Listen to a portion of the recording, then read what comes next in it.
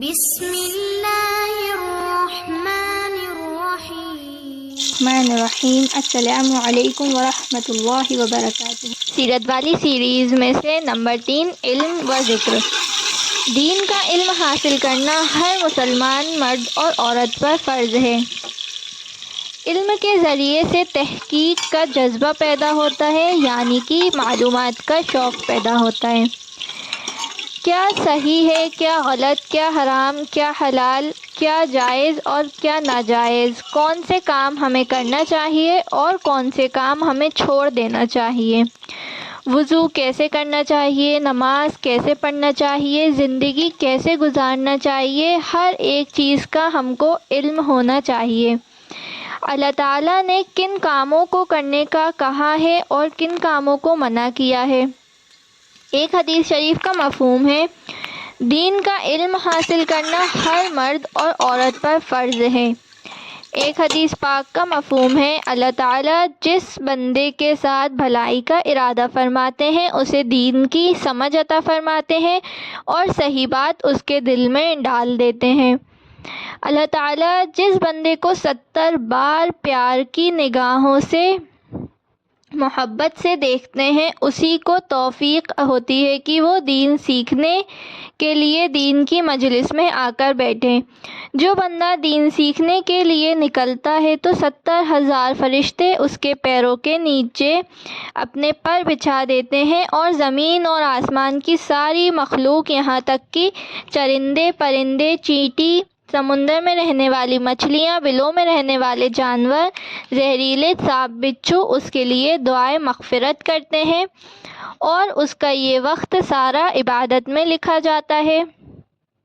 ایک حدیث شریف کا مفہوم ہے، جو بندہ بھی دین کا علم حاصل کرنے اور اسے سیکھنے کے لیے کسی راستے پر چلتا ہے تو اللہ تعالیٰ اس کے لیے جنت کا راستہ آسان فرما دیتے ہیں اور طالب علم کو فرشتے اپنے پروں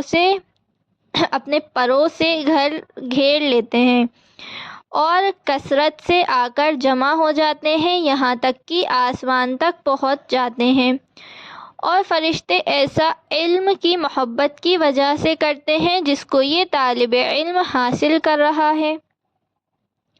ہمیں ہر وقت اللہ کا دھیان رہے، یہی سب سے بڑا ذکر ہے۔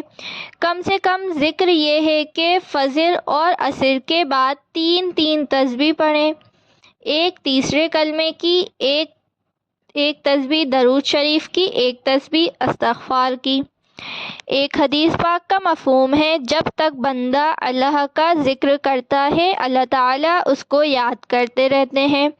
ایک حدیث پاک کا مفہوم ہے، جنت میں جانے کے بعد جنت کے لوگوں کو کسی چیز کا افسوس نہیں ہوگا سوائے اس گھڑی کے جس وقت اس نے اللہ تعالیٰ کا ذکر نہیں کیا ہوگا۔ ایک اور حدیث پاک کا مفہوم ہے، ایک مرتبہ ابو ہریرہ رضی اللہ عنہ پودے لگا رہے تھے۔ آپ صلی اللہ علیہ وسلم نے فرمایا، اے ابو ہریرہ کیا کر رہے ہو؟ ابو ہریرہ رضی اللہ عنہ نے فرمایا، پودے لگا رہا ہوں۔ آپ صلی اللہ علیہ وسلم نے فرمایا، میں بتاؤں بہترین پودے کیا ہیں؟ سبحان اللہ، الحمدللہ، اللہ اکبر۔ اس لیے ہمیں اٹھتے بیٹھتے چلتے پھرتے اللہ تعالیٰ کا ذکر کرتے رہنا چاہیے۔ دنیا میں ایک سبحان اللہ، الحمدللہ، اللہ اکبر کہنے سے جنت میں اتنا بڑا درخت لگ جاتا ہے کہ ایک عربی نسل کا گھوڑا 500 سال تک اس کا چکر لگائے تو بھی اس کا ایک چکر مکمل نہیں ہوگا۔ ایک حدیث پاک کا مفہوم ہے، آپ صلی اللہ علیہ وسلم فرماتے ہیں کہ میری امت میں جو شخص خلوص کے ساتھ مجھ پر درود بھیجتا ہے اور اللہ تعالیٰ اس پر 10 رحمتیں نازل فرماتے ہیں، 10 گناہ معاف فرماتے ہیں، 10 نیکیاں ملتی ہیں، 10 درجے بلند ہوتے ہیں۔ ایک اور حدیث شریف کا مفہوم ہے، جو شخص یہ چاہے کہ قیامت کے دن اس کا نامہ اعمال خوش کر دے تو اسے چاہیے کہ روز کثرت سے استغفار کرتا رہے۔ ذکر کرنے والا زندہ لوگوں کی طرح ہے اور ذکر نہ کرنے والا مردہ لوگوں کی طرح، اسی لیے ہمیں ہر وقت دھیان رکھنا چاہیے اور ہر وقت ہمیں اپنی زبان سے اللہ تعالیٰ کا ذکر کرتے رہنا چاہیے۔ ہماری زبان ہر وقت اللہ کے ذکر سے تر رہنی چاہیے۔ جب کوئی بندہ اللہ تعالیٰ کو یاد کرتا ہے تو اللہ تعالیٰ بھی اسے یاد کرتے ہیں، اور جب کوئی بندہ اللہ تعالیٰ کا ذکر کرتا ہے تو اللہ تعالیٰ فرشتوں سے اس کا ذکر کرتے ہیں۔